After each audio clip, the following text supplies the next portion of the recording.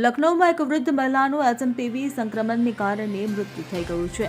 આ દર્દી છેલ્લા કેટલાક દિવસોથી આરોગ્યની સમસ્યાઓનો સામનો કરી રહી હતી અને તે અગાઉ અનેક બીમારીઓથી પીડિત હતી. મળતી માહિતી મુજબ 22 નવેમ્બર 2024થી મોતીનગરના નહેરુનગર હનુમાન મંદિર પાસે રહેતી 70 વર્ષીય મહિલાને ઉધરસ અને તાવની સમસ્યા થવા લાગી હતી.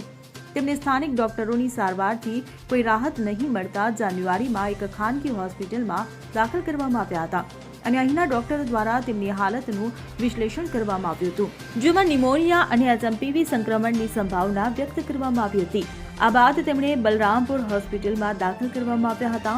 અહીં તપાસ કરતા જાણવા મળ્યું કે આ દર્દીને TB, કિડની, બ્લડ પ્રેશર, હૃદય અને અન્ય ઘણા રોગો હતા, જેને કારણે તેનું શારીરિક સ્તર ખૂબ નાજુક બન્યું હતું. Bureau report CN24 news. હવે જુઓ દેશ દુનિયાની તમામ ખબરો તમારી આંગળીના ટેરવે.